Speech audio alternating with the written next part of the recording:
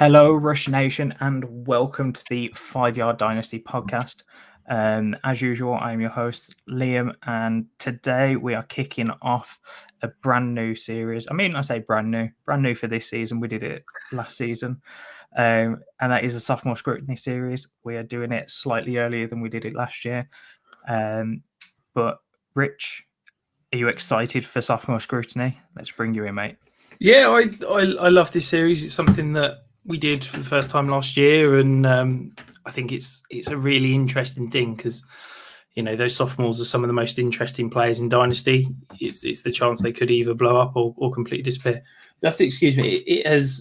It was beautiful sunshine when I came into my garage conversion, which is where I do the podcast, and it is absolutely just the heavens have literally just opened. We're talking torrential rain, thunder.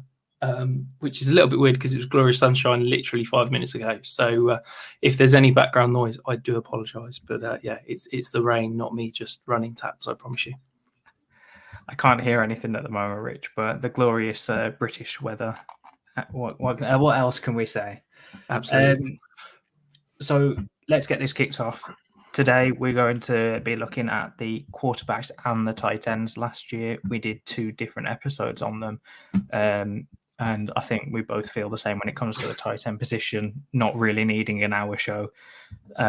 So we decided to roll the 2 into 1.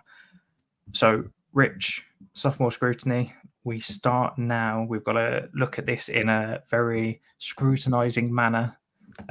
Let's start off with the first quarterback off the board in the NFL draft, the 101, in both most Superflex leagues and in the 2021 NFL draft. That was Trevor Lawrence, and he went to the Jacksonville Jaguars. Rich, he was very disappointing. He was one of the most highly touted prospects coming out of college, the best prospect since Andrew Luck. I think, when did Andrew Luck come out? 2010? Maybe around that time. There.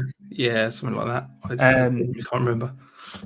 Putting you on the spot there, but yeah, he was one of the most highly touted prospects coming out of college. Him and another player in this class, Justin Fields, were basically head to head at the number 1 quarterback spot in college.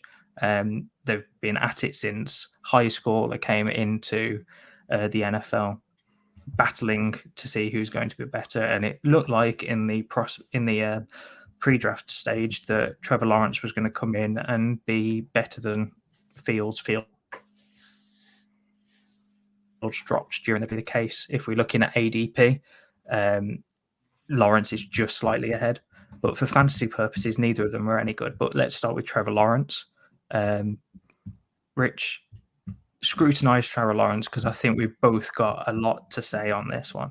Yeah, I think that perhaps we're being a little harsh. You look at Trevor Lawrence, who, as you said, came in as, quite frankly, it was slightly ridiculous, some of the things that were being said. It's difficult for him to live up to that. And then you throw in the fact that his head coach was Urban Meyer. I think, full credit to the guy for essentially, coming out semi-successful in year 1. He finished as the quarterback 22. If you look at it in terms of points per game, it was an awful lot lower. Certainly not someone that you were particularly happy starting on any given week. But I think we're now looking into year 2, and yeah, I'm a vocal critic of a lot of the moves they've made in terms of what they've put around him. But I still believe in the talent. I still think that he showed enough last year for me to believe that he is going to be an elite NFL quarterback. And I think that he's got the tools to be an elite fantasy quarterback. So for me, he's not really moved a huge amount in my ranks from this time last year. I still believe in him. He's still, I'm just double checking, he's still my quarterback 1 in terms of this class as we speak, which I think is quite a lot against consensus. I think he's consensus QB3, correct me if I'm wrong, Liam. But yeah, I still believe in the guy, and I still think that now you've got a grown-up as head coach. I really believe that he's going to go on and produce, maybe not, top 5 dynasty quarterback value, but I think he's going to be a fringe QB1 for a very long time. Yeah, I agree with everything you've said. I mean, you have your first round rookie running back that he went to college with get injured with, was it List Frank injury? Yeah, I want to say before the season. So that was a massive blow for them. They didn't really get him any help at the wide receiver position. They, just so you're aware, I think. I've just had a quick look through all of the targets for the top targets in Jacksonville last year, and Marvin Jones was the top targets from what I can see at 120 targets. Laviska Shenault had 99. And when you're making Jamal Agnew somewhat fantasy relevant for certain weeks, and Laquan Treadwell down the stretch for the last, I think it was 6 or 7 weeks, when you're making those two type of guys fantasy relevant on a week-to-week basis, that says everything you need to know about that depth chart. They did trade for Dan Arnold, and he did become quite decent down the stretch after they traded for him, and then he got injured. So there was nothing really that went Lawrence's way. And of course, as you mentioned, he had one of the worst head coach debuts or rookie seasons, however you want to put it, in NFL history, I suppose. Like it was awful. And that's got to be a massive distraction, even if Lawrence and the Jaguars say it wasn't. It's got to be. Coming into his sophomore year, Rich, they've got a new head coach, Doug Peterson, a Super Bowl winning head coach, took the Wentz-led Eagles to the Super Bowl and then finished it off with Foles after the Wentz injury. Not saying that's all Doug Peterson, but he's got to be somewhat relevant in that aspect.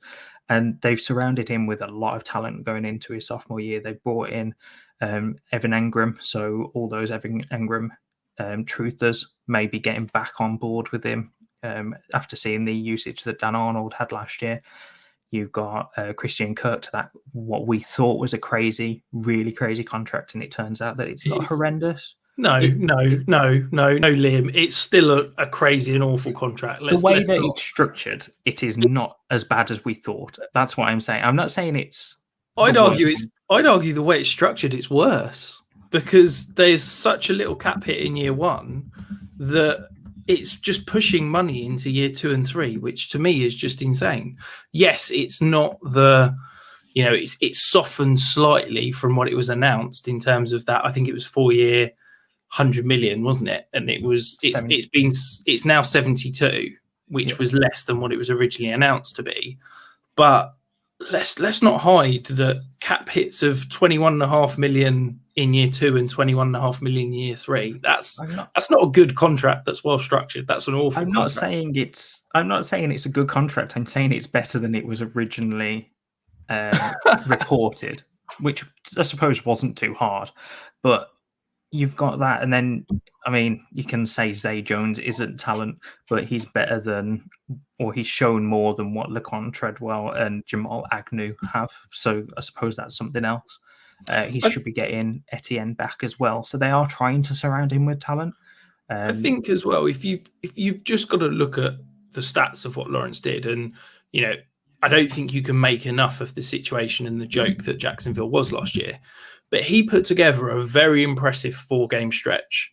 If you look at week 4 to week 8, he played away at Cincinnati, home to Tennessee, home to Miami, away to Seattle.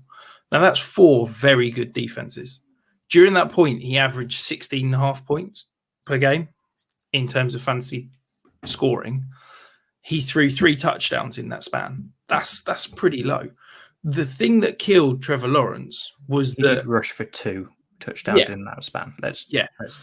But the thing that killed Trevor Lawrence last year was that the wheels came off Jacksonville halfway through the season, and he went on an 8-game stretch where he threw 1 touchdown. And that completely killed him from his fantasy perspective. And I think that I hate keep banging on about this, but now you've got a grown up in the room. I really believe that he is everything we dreamed of in terms of the talent. And I really believe that he is poised to make a really good bounce back. I think for me, you're going to see him. I don't think he's going to break that top sort of 2 tiers, but I think he's going to settle into the conversation around Joe Burrow, Dak Prescott towards the end of this season.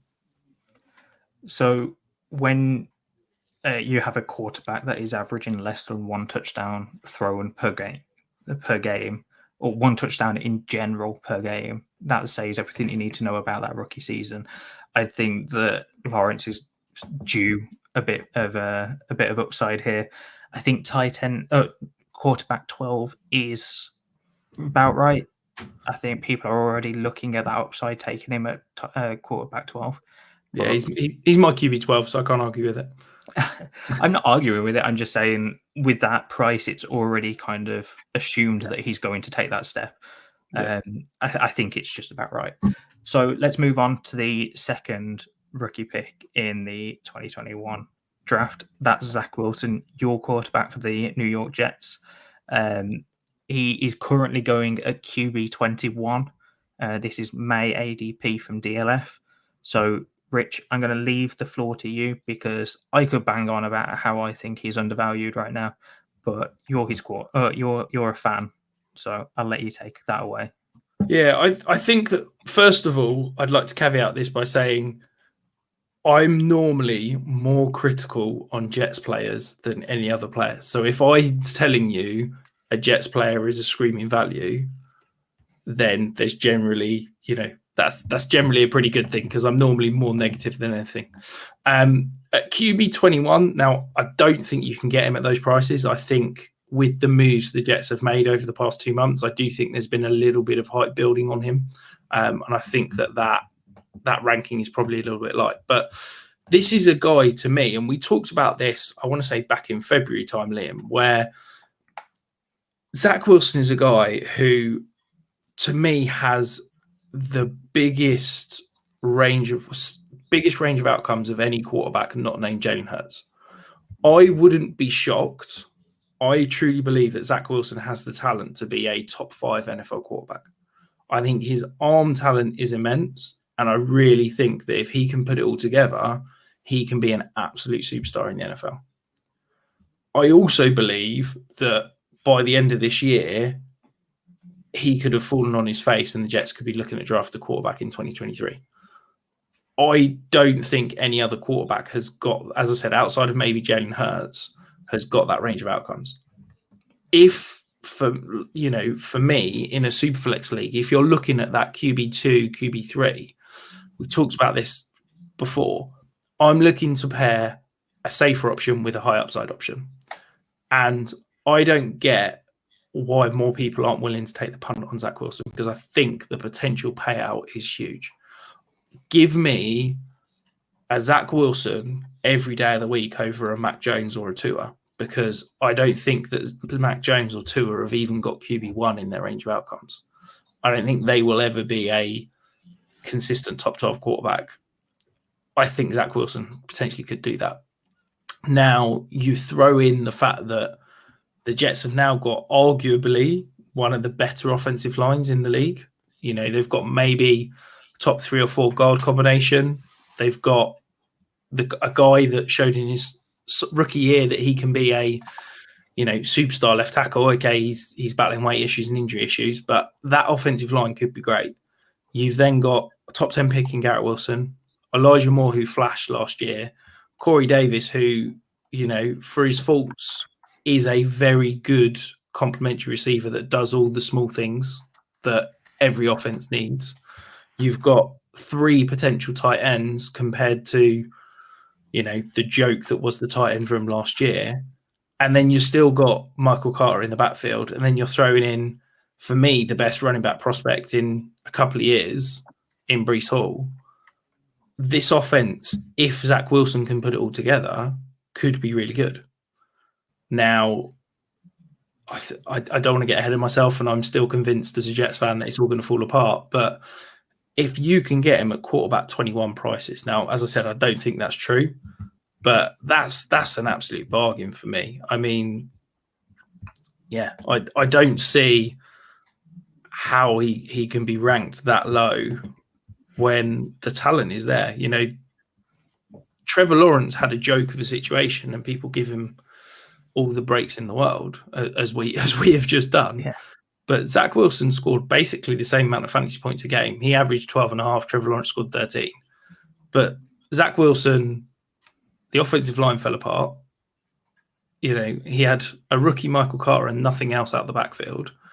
Wide receivers were like turnstiles on offense. You know, his leading receiver for like 4-game stretch was Braxton Berrios, who, okay, competent slot receiver, but is not anything to write home about. And he didn't have a tight end on the offense that could catch a ball. Like, he did a lot with not very much. So I'm really excited about Zach Wilson. I think, look, if you can get him QB 21 price, if I'm happy. Look, I'm holding on to all 2023 firsts, but if you can get him for a 2023 first, I think that's a nice aggressive move to go and make right now. Those 2023 firsts are gold dust at the moment. It's insane, the price, but we won't go into that because that's not this show.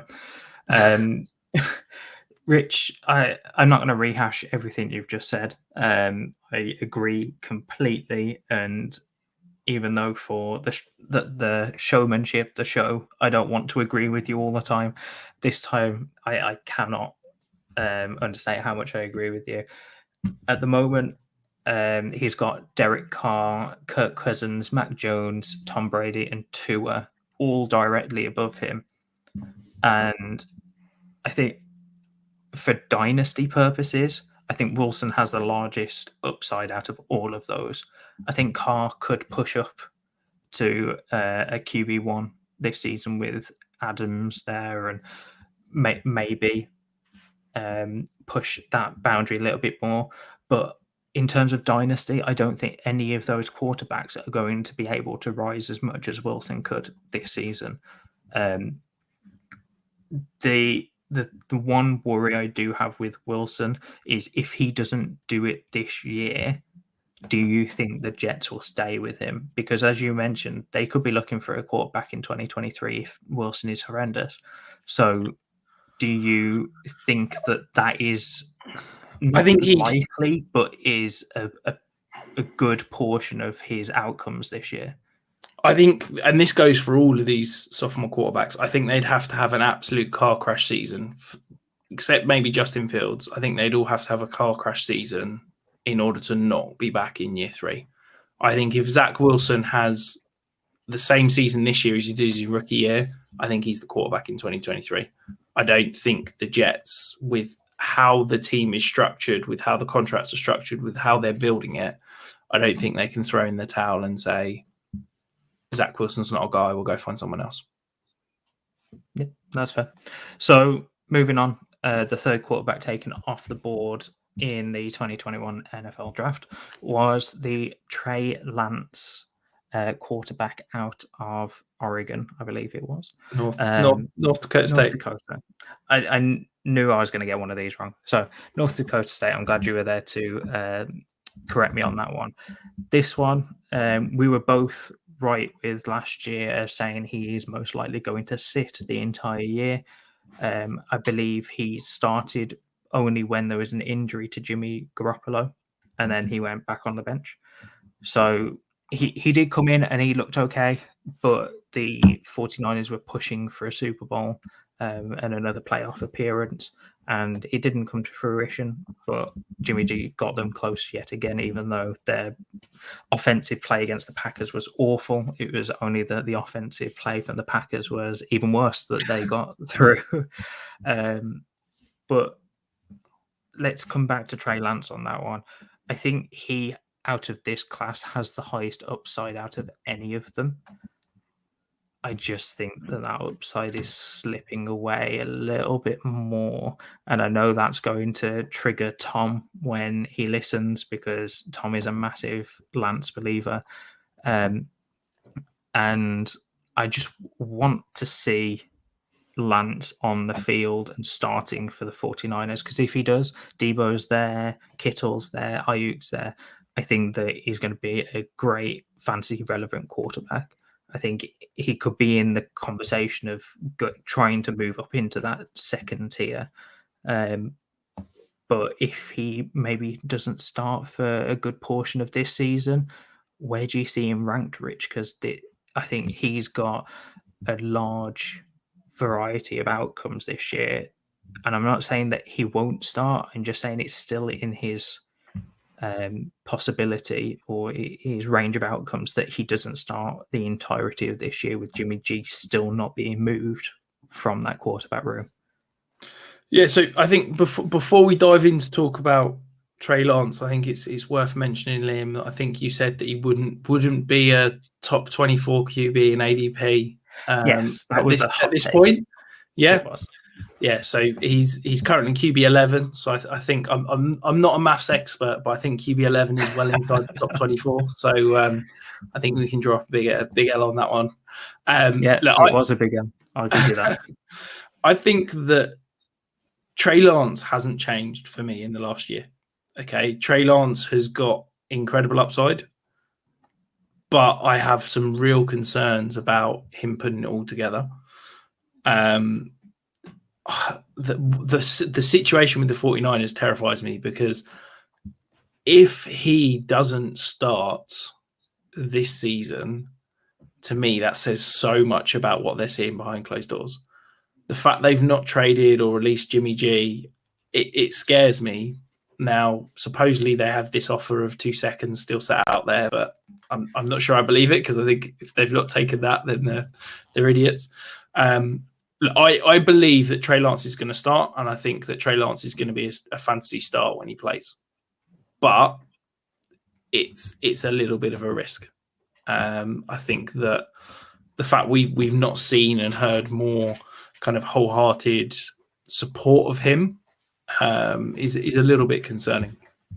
I'd also argue that when you're looking at Trey Lance stats from last year, I think people are swayed by his lower points per game, because he got snaps in 3.5 games where he wasn't the starter, and therefore his points per game looks pretty pathetic. But actually, this is a guy that was averaging, I want to say, like 18 points a game in his 2.5 starts where he was the starting quarterback. You know, he flashed enough rushing potential to show exactly what he could be at the next level. And we've seen with Jalen Hurts, you don't need to be a good quarterback to score fantasy points. So I think that if he is starting, then I think that he could be an absolute fantasy star. I've got him as my QB 14. I'm a little bit lower than consensus, just because there is that little risk. Yeah, I get it. I mean, so I've just worked out his average over those 2.5 games, and it was 20 points. So it's better than what you were getting to. I do think that he has the highest upside out of all of them, as I've said. I just think that you're already paying for that upside in his ADP, and Absolutely. I don't think I'm hugely lower on him. I think I've got him slightly lower than you, QB 14, but I don't think that I'm way off on that. I just think that in that tier, I'd rather take someone with a bit more of a proven setting. Again, I will point out that he probably has the best situation out of every one of these quarterbacks if he starts in 2022. Yeah, it's just that question of if he starts, because if he doesn't, as you said, it basically says everything you need to know about that. About the opinions of the 49ers front office and coaching staff. And I think that for me, I guess the conversation, I think at this point in drafts, it falls down to, are you willing to take one of the older quarterbacks in terms of Russell Wilson, Aaron Rodgers, Matthew Stafford, or one of the young, high upside quarterbacks in Jalen Hurts, Trey Lance? And for me, I preach about QB age being the most overrated thing. And I would rather take someone like Aaron Rodgers, who I am very confident will be an elite fantasy quarterback for the next 3 years, over someone like Trey Lance, where yes, he could be an elite fantasy quarterback, but I've got no guarantees that he's going to be a starting quarterback in 2 years, let alone 3. So I would pump for Aaron Rodgers despite his age, because I think he's got that longevity over someone like Trey Lance, which sounds slightly backwards in how you word it, but that's kind of what I truly believe. No, I'm with you. I took Trey Lance in our 5-yard dynasty writers league just because I wanted a share, and I'm just having a look at where I got him as QB9s slightly earlier than this ADP. And this was done pre-draft, so I was kind of hoping that Jimmy G wouldn't be there anymore, which has blown up in my face a little bit. But I think that's kind of where you have to take him at this point. If you're not taking him around that QB9, QB10 range, which is slightly earlier than what this ADP is telling us, you probably aren't getting him because everyone's looking at those young quarterbacks in that range, like a Trevor Lawrence and a Fields, and everyone's seeing the upside and already trying to get to the next best thing before it's become the next best thing. And that's what people are seeing Lance as. So let's move on. Justin Fields was the next QB off the board. He was most likely your 102 or 103, depending on where Lance and Fields went. But yeah, Justin Fields, QB 15 in May ADP. I think that's about right. I think it's probably slipped a little bit more for me now that situation hasn't really changed in the draft. A lot of people, including myself, expected the Bears to do something in the NFL draft and not draft a 25-year-old wide receiver in the 3rd round. I don't know what the Bears are doing. They mortgaged the future to get Fields and then haven't done anything to help him out this season. Maybe free agent that is still around, so like a Julio or Odell Beckham Jr. or Will Fuller goes there. But at the moment, I feel like we're saying that about every team that needs a wide receiver. Maybe one of those 3 goes there. So I do wonder about this situation. I just think Fields still has a bit more of a longer lease than some of these other quarterbacks, just because of how much they mortgage the future for. And I think the difference between him and Lance is Lance still hasn't started, whereas Fields hasn't got anything around him and is still starting. Like, I think they're in very similar situations in terms of upside. I think Fields is a great quarterback, and I think that for fantasy purposes, he will get up. He has the opportunity to become one of those quarterbacks we speak about in one of the top 2 tiers. But I think he also has a very wide range of outcomes. I just feel that Fields is a little bit safer if you take him at this point, because I don't think his ADP is going to drop too much from there, even though I have him a little bit lower in my rankings. I am absolutely terrified with Justin Fields. Okay. I was a massive Fields fan. I still believe in the talent. I think he is a fantastic quarterback prospect. And that's the one thing that I'm kind of holding on to. But I'm terrified that the Bears have basically said the previous regime, as you said, mortgaged the future to go and get Justin Fields as their like last roll of the dice to try and keep their jobs. They've now moved on. Ryan Poles has come in as the Bears GM, and what he said is, okay, let's clear the decks. Let's start again. I think they got 130 million in cap space in 2023, and they're going to start from there as like their 0.0. And to me, what that says is, if Justin Fields performs this year, then great. We've got a young franchise quarterback that we can build around.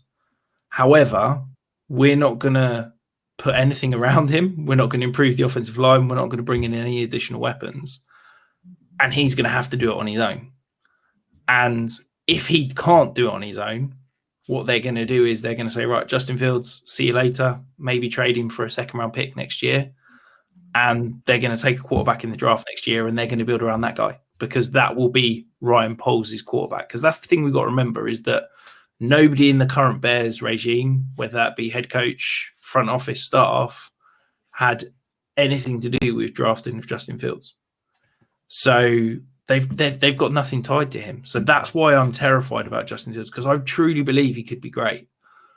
But I don't know if he is going to be given the opportunity to reach his potential. Because, as I said, we talk about young quarterbacks and how they produce and how they settle into the NFL. And time and time again, it comes down to, if you surround them with a good offensive line, a good offensive minds and play callers with good weapons, then they tend to succeed. And at the moment, Justin Fields has got a third-year tight end that we keep hyping up, but nobody is, he's not actually produced. Third-year breakout. Yeah, well, you know my thoughts on breakout tight ends. We've got a day 3 wide receiver that has absolutely outproduced his draft capital, but it isn't, a truly elite X, isn't a truly elite number 1. And the offensive line hasn't really taken any great strides forwards. They're basically saying, as I said, 2023 is our 0.0 and we'll go from there. And I think they're spending the year evaluating the roster with a view of saying, are you going to be here in 2023 or not? And that terrifies me. If I'm spending, QB 15, what are we talking that in a startup? That's probably second, third round pick at that point, I presume. I'd probably say 3rd or 4th round. Yeah, I just can't. That's such a high price to pay on a guy that might not have a job in a year. And, I've still got him as my QB 15. Yes, I'd still take him over Zach Wilson, but it's getting close. And I am very, very scared. I'm certainly not going out and buying any more shares. And if I've got somebody in my league that thinks Justin Fields is, still that guy that was drafted QB2 in most rookie drafts last year, maybe I'm having a slight conversation, seeing if I can sell, because I'm very concerned that he's not going to get that opportunity to hit the ceiling that we all hoped. We're seeing quite a theme here with all of these quarterbacks we've talked about so far, is all of them have dropped in value, I suppose, in kind of expectations, because they didn't meet the very high expectations the Dynasty community had of them coming into their rookie year. And a lot of people tend to forget, because of, I suppose it's a little bit of confirmation bias, that when those rookies come in and do absolutely brilliantly, they kind of like the Dynasty community in general only see those guys rather than seeing the complete other end of the spectrum of these guys coming in and not doing well, like we've seen. And it only this year that we've really seen that, where the quarterbacks have come in and not one of them has outperformed expectations to the point where they are extremely good. I think all of them have just slightly overachieved or completely disappointed compared to the draft capital that people spent on them. Moving on, Rich, we've got the 5th quarterback off the board, which is Mac Jones, both in rookie drafts and in the NFL draft last year. So he's currently going as QB 18, so it's slightly ahead of Wilson. To me, Mac Jones feels like a safe pick. It doesn't feel like a pick you're shooting for upside. And I think QB 18 is a little bit too high for me for just going for a safe pick. Other QBs around that area are Tom Brady slightly above him, Tua 2 spots above him, and then slightly below him you've got Kirk Cousins and Derek Carr. And as we mentioned, Zach Wilson at QB 21. To me, I take all of those above Mac Jones just for the upside. I mean, we've seen Kirk Cousins as a QB1. Derek Carr has kind of performed end of QB1 potential performance-wise. I just think Mac Jones doesn't necessarily have that upside, but I don't think he's as risky as a lot of the other quarterbacks we've already spoken about. I am flabbergasted that people are seriously picking Mac Jones over Derek Carr. And this goes back to the thing I preach about, is that QB age is so overrated. Mac Jones has got, no guarantee of being a starting quarterback in 3 years. Yes, he looked good. He looked good last year. I will hold my hands up and say he looked better than I thought he did. But let's not pretend that nothing's changed for him. Okay. As of yet, the Patriots still don't have an offensive play caller. Whether that's going to be Bill again, whether that's going to be Bill O'Brien, whether it's going to be Matt Patricia, nobody knows. They have lost Josh McDaniels, who, for all of his faults, is a fantastic offensive-minded head coach. Mac Jones doesn't have elite weapons. Yes, I love Devontae Parker more than most, and it's a guy that I can't quit. But let's not pretend that Devontae Parker's going to come and be a superstar with Mac Jones. Mac Jones is what he is. He is a quarterback that takes what he conceives and doesn't put the ball in danger. And he's going to lead the Patriots to win games. He's going to be a competent NFL quarterback, but he is not going to be a fantasy star. The fact that somebody can take Derek Carr behind Mac Jones, when Derek Carr is a guy that is consistently outproduced Mac Jones and has just added Devontae Adams, this is just mind-blowing to me. And it just goes to show that QB age is so overrated, because people are taking Mac Jones because they think, he's a young guy, I'm going to have him for 15 years. What happens if Mac Jones is terrible this year? Do we really think that he's going to be the quarterback in 2 years' time? It's not for long, and it's what you've done for me lately. And yeah, I just think Mac Jones is a safe, boring pick that I just don't want any part of at this price. Give me the upside of a superstar in this range, and then give me a, Derek Carr. Give me, quite frankly, a Matt Ryan. If you're looking for safe, give me the cheaper guys that have probably got a better upside in terms of what they're going to put out. So yeah, I don't get Mac Jones. I think fine. He's just going to be fine. I just don't see him ever being a superstar. Yeah, we're not going to harp on about that, because we both got the same opinions for all of these guys by the looks of it. Davis Mills is the next one. He went in the 3rd round in the NFL draft last year. The only quarterback after the top 5 that actually did anything last year. I know Kyle Trask went at the end of the 2nd to the Bucs and never started because, the GOAT is ahead of him. He's not going to do anything. So Davis Mills he's currently going as QB 28, or I've adjusted it to QB 27 because Taysom Hill is still in DLF ADP as a quarterback. So QB 27, I'm going to say, Rich.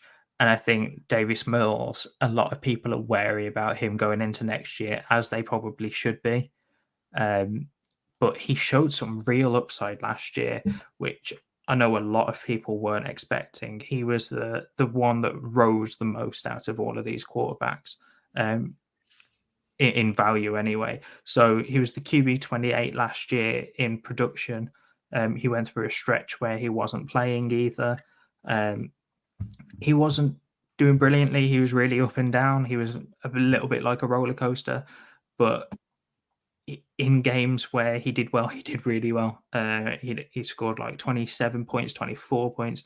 But in games where he did awfully, he really did. He -1 point. So it'd have been better not throwing a ball at all.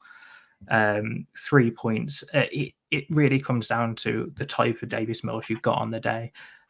The thing I want to say about Davis Mills is we just talked about Trevor Lawrence and him not having any weapons.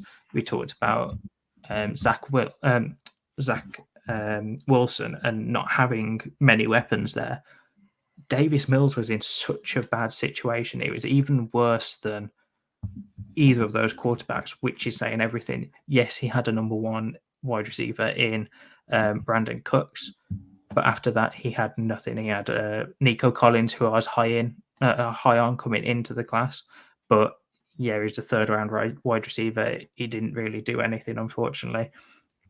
And that was it. There was really nothing else. They didn't have a running back. They had David Johnson, that hasn't done anything since he was traded there. It was a complete mess. They got rid of their head coach after one season, which is very unheard of. I know we just talked about Urban Meyer for the Jags, but that was a slightly different situation.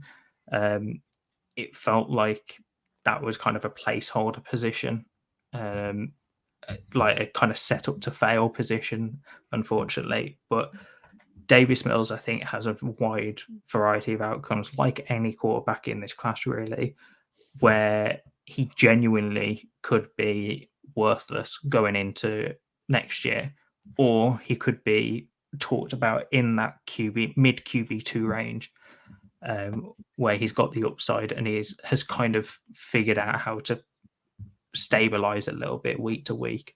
The Texans did draft John Mechie in the second round. I've been getting a lot of shares of him in the late second, early third round. Rich, where do you want to go with this one? Because they've not really added a whole lot of weapons. They're kind of gearing to the future. And I know that if Mills doesn't do well this season, they will be looking for a quarterback in 2023.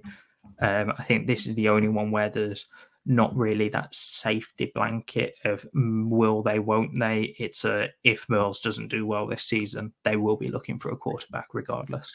Yeah, absolutely. And I think that's kind of the expectation, and that's what's baked into the price, isn't it? Let's be honest. But the issue I have, without wanting to carry on bashing Mac Jones and his current price, Mac Jones is a 4th round startup pick in ADP, okay, in a Superflex league. Davis Mills is a 9th round startup pick. Okay, so the difference between that, what are you having to pay for trade from the 9th to the 4th, is probably a 23 first, maybe something on top of that. Maybe more, yeah. Yeah. So if you're saying to me, I can have Davis Mills and a 23 first or Mac Jones, right? Now, Davis Mills and Mac Jones are probably going to put out the similar fantasy production this year. And then I've got a 23 first that I can go and get either one of these 4 or 5 superstar quarterbacks that are going to go in the first round, 1 or 2 of these absolute stud running backs that, you know, are potentially the best prospects since Saquon Barkley, potentially 1 or 2 of these receivers. You know, I don't think people realize this 2023 draft class is stacked with elite talent, but it's so deep that even the 110, 111, like a late first, you know, is going to be awesome.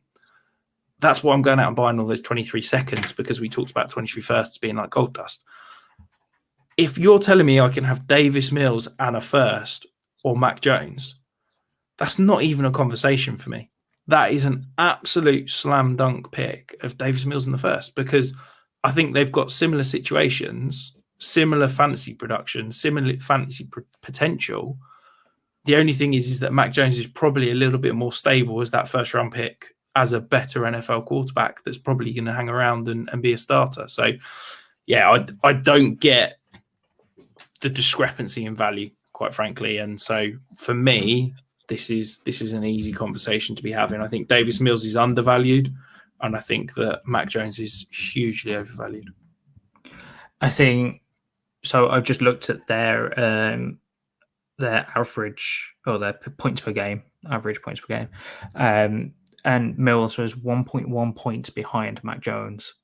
And he had awful games. I mean, absolutely awful games. Like, as I said, there was a 2 points, there was a 3 points, there's even a -1 point game in there. But he also shows that upside. I think with Mac Jones, as you've said, he's a safe pick, and that's why people are picking him where he's going. But at cost, as you said, 9th round pick, I'd take the shot at him, at Mills being a starter going into next year, because if it pays off, you're immediately getting a 4th or a 5th round draft pick or equal to that in a starter. I think he's got such a wide variety of outcomes, and if you can get him as your QB4, I mean, QB 28 is around or QB 27, 28, depending on whether you class Taysom Hill as a quarterback. if you can get that type of quarterback around your QB3, QB4 range, then you may be looking at a really good roster going into next year. And if it doesn't work out, a 9th round cost isn't horrendous compared to 2 years down the line when you wasted a 4th round startup pick. If Mac Jones doesn't play out, but he's a lot safer. Yeah, I just think it's, the difference in potential fantasy production isn't great, yet the difference in price is massive. So yeah, I can't get my head around it personally. It's definitely the safety, but that's it for the quarterbacks of this class. Let's have a look at the tight ends for the last 15 minutes of this show. I mean, everyone knows where we're going to start with this segment. Everyone knows the generational talent, and we're both there to watch his very first NFL touchdown and his only touchdown of last year, I believe it was, Rich. Kyle Pitts. Yes. Bring it up to rub it in a little bit. But yeah, Kyle Pitts, we were talking pre-show at the rate or Pitts compared to a couple of others. And it's crazy that he only scored 1 touchdown last year because he feels like he did so much better than that, just looking at his points. And I think that's why he is going as the Dynasty tight end 1 right now in May ADP. I can't argue with it too much. I think around that tier, you're either looking at longevity or you're looking at immediate production. And we both know a lot of people in Dynasty prefer the future and a nicer roster than going for win now and potentially having to rebuild really quickly. So, Rich, Kyle Pitts for you. He had not a horrendous rookie season, but considering he was basically the best target on that offense outside of Cordell Patterson, who no one expected to be fantasy relevant when he signed with the Falcons. How do you feel about Pitts going into year 2? It's hard to say anything negative about Kyle Pitts. He is an absolute star in the making, and he is an absolute fantasy star. Okay, so he's a stud. Clearly the tight end 1. I resisted it a little bit at the end of the season, but he's head and shoulders above everybody else at the position. My issue with Kyle Pitts is his, I guess, startup cost. His cost across positions is absolutely wild. Liam, in terms of DLF ADP, right, I'm putting you on the spot here. If we remove quarterbacks, where do you think Kyle Pitts is in terms of ADP without quarterbacks?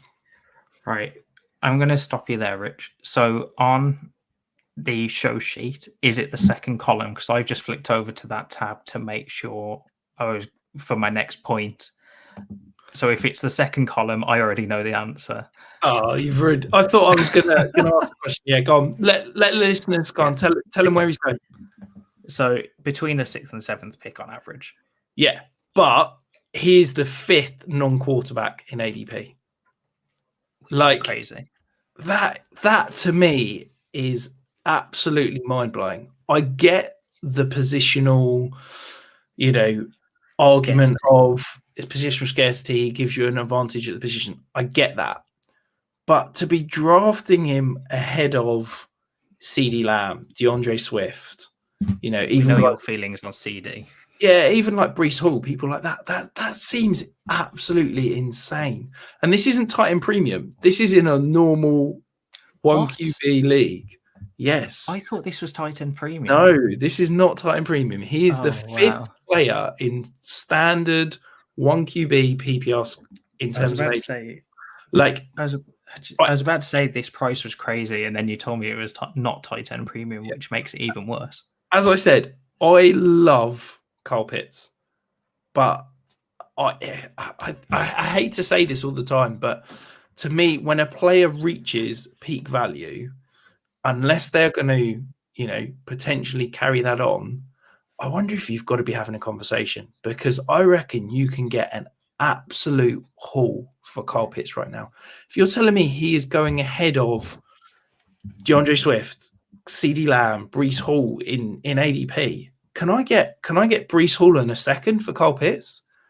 Like that's a home run for me. If I can get Kyle Pitt, can I get Breece Hall and Zach Ertz? Can I get Breece Hall and Mike Gesicki for Kyle Pitts? Then that, I think you're harping on about. I think you're harping on about Breece Hall there, and I think it's slightly. I think it's a slight variable considering that the 101 in this class has been so devalued because of the lack of hype. That's probably where that ADP is coming from. If you name some other guys after him, so like a CD Lamb, I'm with you. I just think that Breece Hall in the next few months will be going ahead of Pitts. It's just Okay, 101.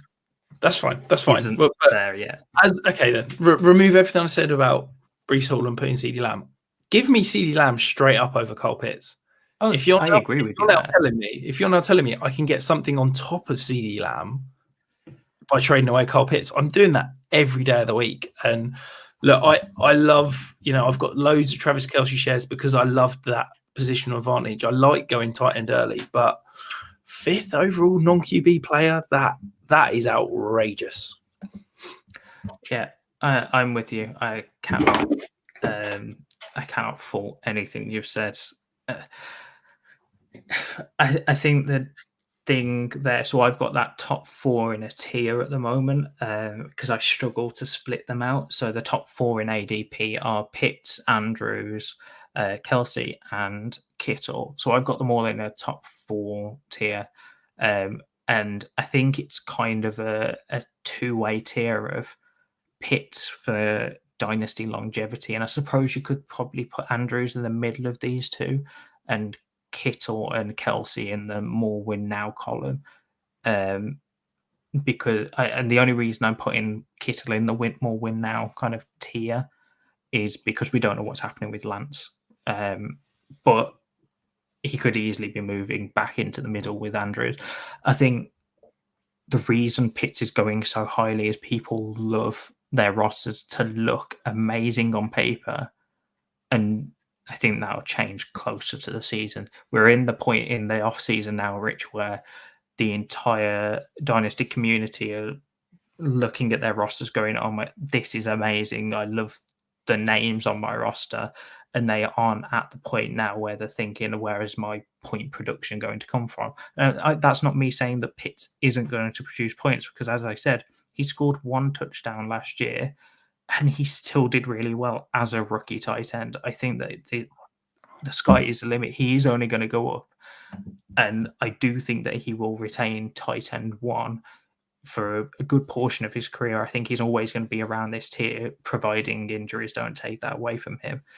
The issue I have, which is exactly what you've said, is the cost that you've got to take him at for startups is ridiculous, considering you can get an Andrews, a Kittle around even 2 to 3 rounds later. Looking at Kittle's cost right now, is that the 44th player off the board, Rich? Yeah. Am I saying that right?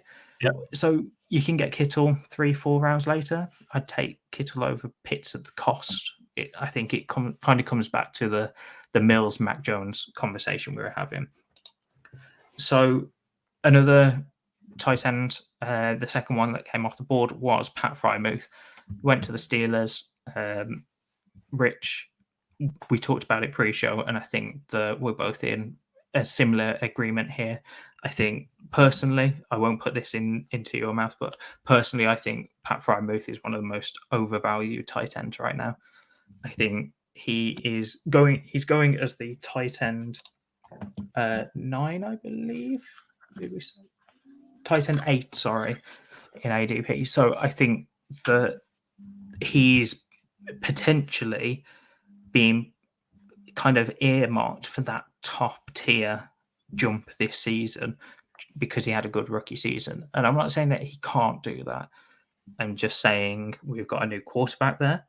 I know that a lot of people weren't high on him coming into the draft, but he did go pick 20, which, yes, in terms of quarterbacks was still pretty late, but it was still a first round pick.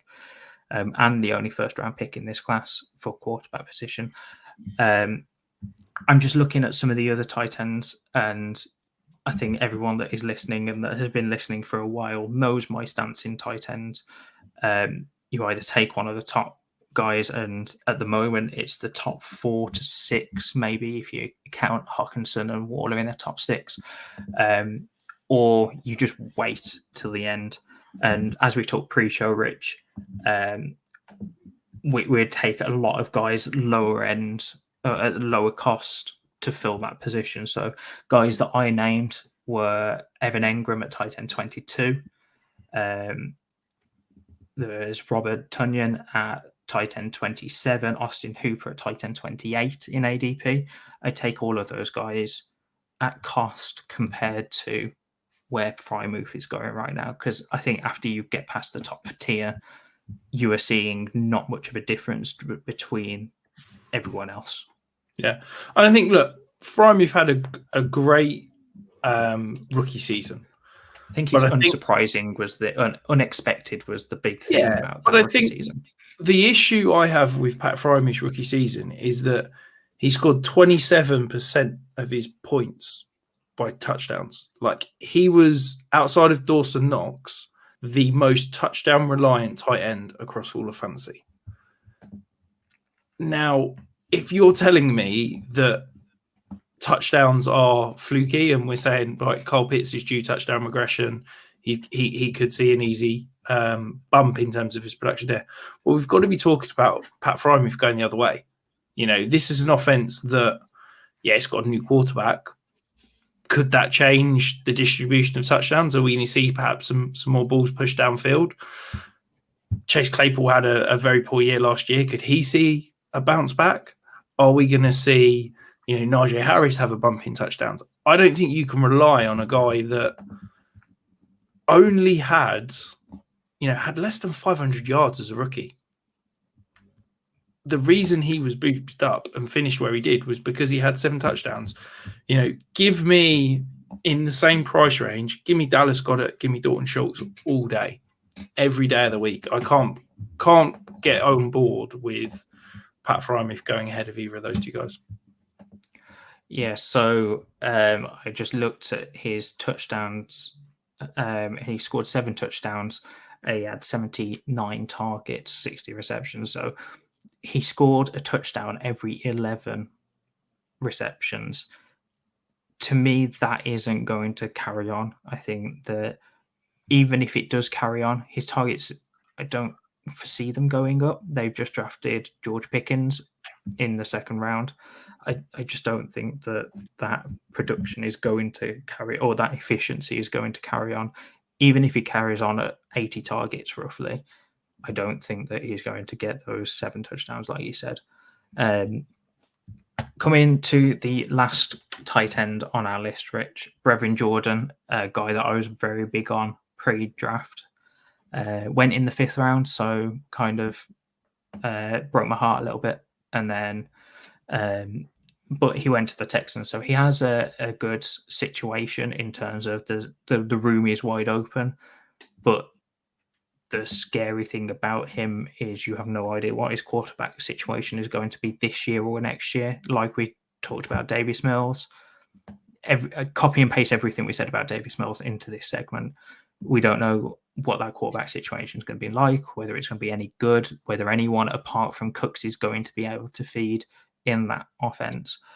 Brevin Jordan going into his 2nd year, I think he's got a great profile. That's what I loved about him the most coming out of out of college into the NFL was his profile. He needs to work on his blocking. He did before the draft, and I believe that's probably what the Texans are going to be pushing.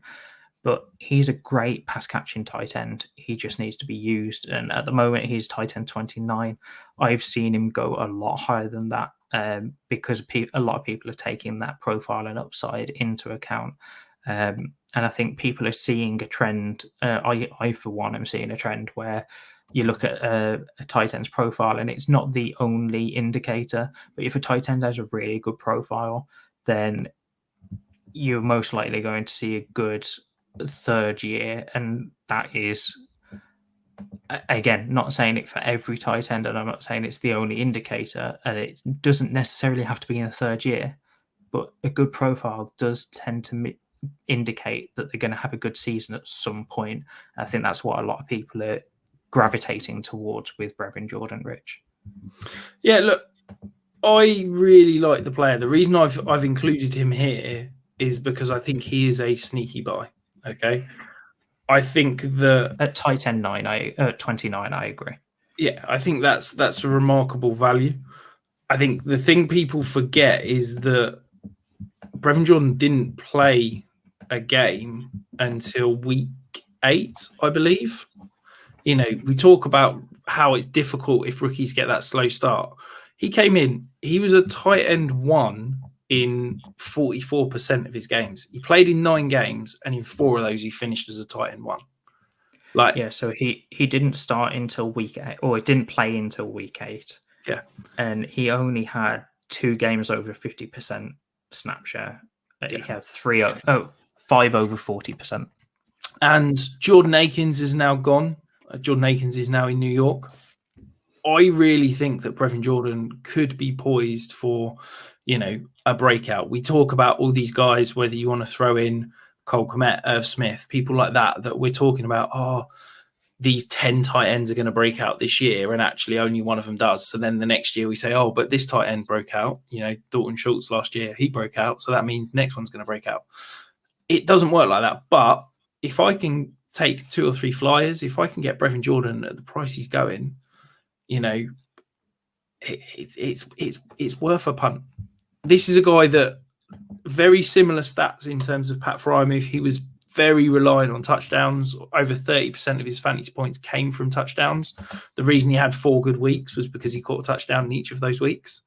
But I just think that in 3 of those 4. Oh, there you go. In 3 of those 4, he caught a touchdown. I was going to say he only scored 3 touchdowns, so it'd be very difficult. 4 good weeks. But I just think that, look, there's not a huge amount of targets that we think are going to be great in Houston. Why not take a punt on this guy? Because for dirt cheap, I don't see a huge difference between him and Pat Freiermuth outside of draft capital. So again, back to the Davis Mills, Mac Jones conversations. If you're saying to me I can get, potentially what we getting on top of Brevin Jordan for Pat Freiermuth, at least a second, if not more. That's probably pushing 2 seconds. Yeah. Or if I can get Zach Ertz and Brevin Jordan for Pat Freiermuth, Zach Ertz give me the production now, and Brevin Jordan's my punt for the future. That's probably the move I'm making again there. We've agreed too much in this episode, mate. We have. I feel like we need to disagree more. Maybe next week we're doing running backs, so maybe I'll just start throwing some stuff. If you agree on something, I'll start playing devil's advocate a little bit more, mate. Just throw some shade at Gainwell, and that's guaranteed. Happy. You can pencil that in now. Anyway, guys, that concludes this episode. So that is the Sophomore Scrutiny series kicked off well and truly in the mission next week. So until next week, guys. I've forgot. I'm supposed to be saying something that I completely forgot. So I want to launch a new Dynasty league, but purely for people that listen to this pod. So this isn't going to be open to people on Twitter. I'm not going to be saying anything on Twitter or posting anywhere. If you want to join, it is going to be a 16-team Superflex Titan Premium, which I guess probably rules you out, Liam, league. Then drop me a DM on Twitter or a text or however you want to get in contact, and I will add you. As I said, I literally want this to just be listeners of this podcast. So if you've listened to the end, hopefully you can come and join the league. We'll be free, and yeah, should hopefully be some good fun. You love your kind of wacky, non-standard league, shall we say? I'll be honest. This time last year, I was like, right, I only want to play in 12-team Superflex, Titan Premium. This is going to be my leagues that I play in, and then now I'm like, I want to do something different. So I'm in the kitchen sink leagues, Ryan McDowell's. I'm in I'm in an auction league. We're going to do a salary cap league together. We've just done another 16-teamer. Like, I just want something a bit different, mainly because I think a lot of people have got my ranks on my values, and they're all geared towards 12-team Superflex. So it's nice to draft and people not know exactly who I'm going to pick before I do. What I need to figure out, Rich, is how you went from setting up a 32-team league, which is how I met you 2 years ago, to going to standard 12-team leagues to coming back to the other end again. Yeah, all in the space of 2 years. Yeah, well, the 32-team league was great fun, or a great idea, but I think in practice was terrible. And yeah, it was one of those ideas that you come up in lockdown when you've not got much to do, and then yeah, it sort of drifts off. So anyway, sorry, you can finish the pod now. I've got that in. I do apologise. The only thing I've got to say on that is I won that league, so I'm happy, and I the only reason I think it went downhill was because I left after winning. Anyway, guys, that was the Sophomore Scrutiny series well and truly kicked off. Next week will be running backs, as Rich hinted at. So make sure you tune in Tuesday, 8 o'clock GMT, or listen as the podcast as usual. If you want to get into one of Rich's, or I think you're only doing the one, Rich, but if you want to get into the Dynasty Listener League, quote unquote, message Rich and he'll get you sorted in that. So until next week, guys, have a great week. See you then.